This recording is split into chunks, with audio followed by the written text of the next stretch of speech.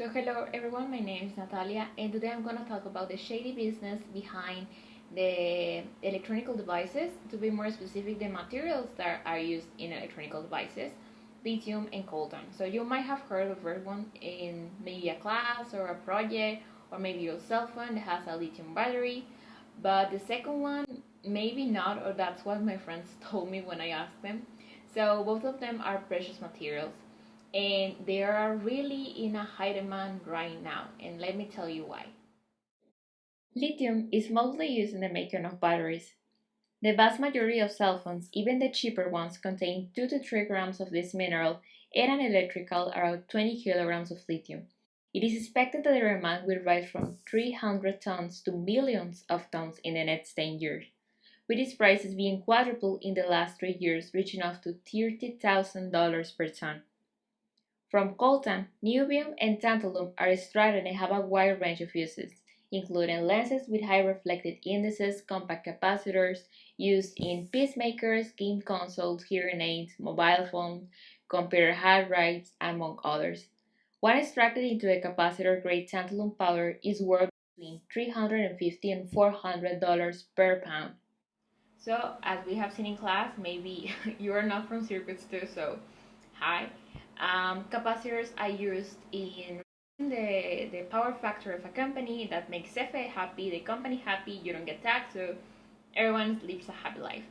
But that's not the whole part of the story. There is more, and apart from the rising demand of these both precious materials, coltan and lithium have also a social and environmental impact that most of us don't know.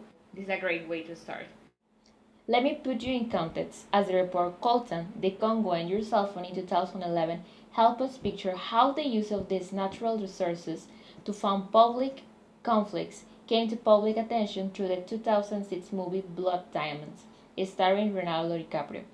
It was brought to the spotlight the condition in this case diamonds were extracted. Hopefully, this led to the Kimberley Process Certification Scheme, created to ensure that the sale of diamonds did not fund rebel movements engaged in civil wars. The second biggest producer of coltan is the Democratic Republic of the Congo. And even though minerals aren't the only reason of conflict, it is clear how the possession of these valuable resources are one of the main focus for many warlords. In the mentioned report, it is stated that economies dependent on primary resources are associated with corruption and subject to economic shock. So how bad it gets? Well, let me tell you about Solange, a girl who started working in the mine at the age of 11, and by 14 she was already married and with a child, and 1 year later his husband died, and she was forced and abused and raped by her boss because he threatened her that if she didn't have sex with him, she will be expecting more heavier workload.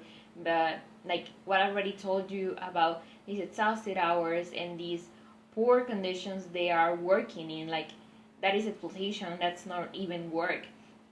He told her that he will be putting more on her, and at the beginning she refused, but then the pressure was so much.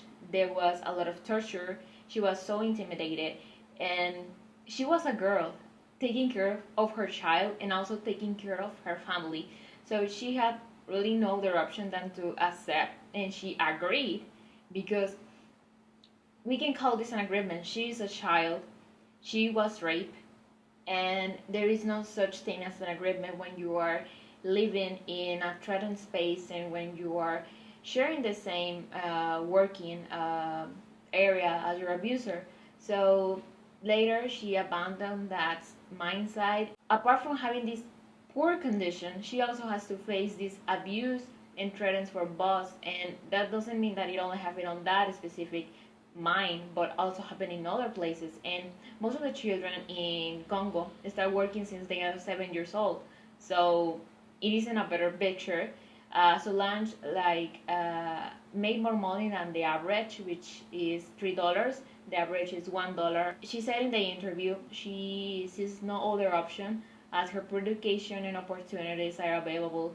That is what the best she can have, and that's the best she can aspire, and that is so heartbreaking to hear and to read. Amnesty International research says that the coltan mines are the worst possible form of child labor. A UNICEF study in 2014 estimated that 40,000 children were tolling illegally in Congolese mines. This story doesn't end here. Apart from the children and women exploited, the corruption and violence, this activity has a high environmental impact, as warlords often hire illegal lumberers to conduct forestry operations, which involves clearing vegetation and cutting down trees to share for future mines. Congo's basin rainforest is one of the world's most threatened ecosystems, ranking 7 in the world's top 10 countries.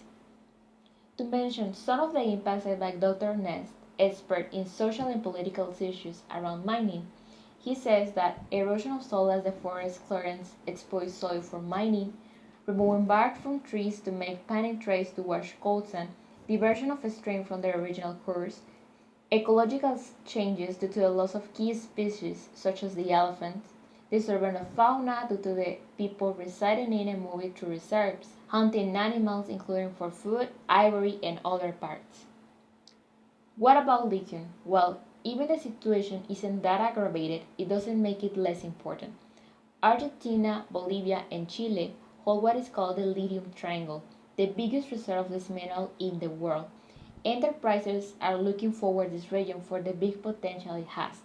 However, the extraction of lithium occurs with evaporation of brine. In the case of the south of Atacama, it is estimated that 2 million liters of water has to be evaporated to obtain 1 ton of lithium. To make a note, salt flat is a basin where water is stored under a saline layer which is fed by underground currents. As water density is lower than brine, the levels of not only brine are affected, but also the ones underground, which affect the population consumption of water, crops, fauna, and flora nearby as the water is scarce. So, why anyone is doing something about it? Well, people in Congo who resisted the theft of their natural resources or who did not collaborate were subjected to attacks. Entire villages were displaced to make way for mineral and timber exploitation, and armed groups engaged in massacres, sexual violence, and cruel and inhuman treatment in the process. They also were attacked and burned villages in order to seize coltan that had been mined artisanally by the residents. In South America, communities affected by this project have spoken, but haven't heard their words heard or taken into account when it comes to decision making.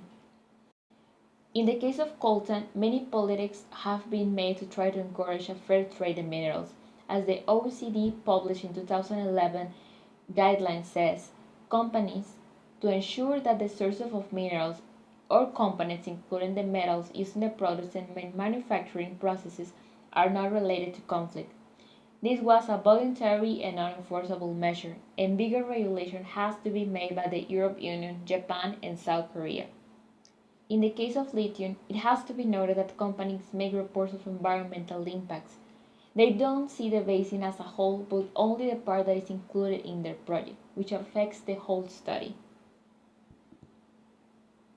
So what is my aim with this video is not to get you so upset that you said I don't want to use a phone right now, I'm just gonna do not rely on any electronic device, I'm not going to buy anything.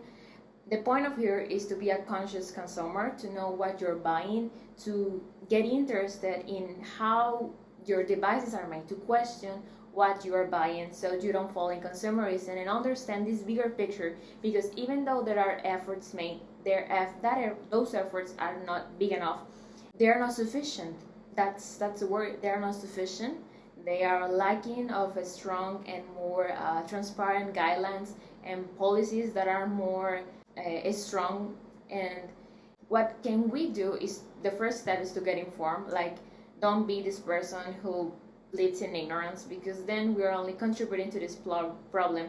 And shedding a light, it changes. Like, as I said before, the movie of Blood Diamond really helped to make a resolution about the trade of diamonds. So it is possible for us as consumers to demand companies, ask them about where my headphones are made or anything. Like, for example, these headphones, when I buy them, I like sent an email to the company and asked them, well, where do you get the lithium? Because I already knew a little about this topic, and they said, well, we actually don't know that. The only thing that we know is the one in the page, and they were listed in so many sites that this was the most sustainable headphone. So it really shows you that the minimal effort, it is still an effort. So we have to encourage companies to be aware of where they get their minerals, because getting a mineral that is fair trade is really easy when the chain of product is really big.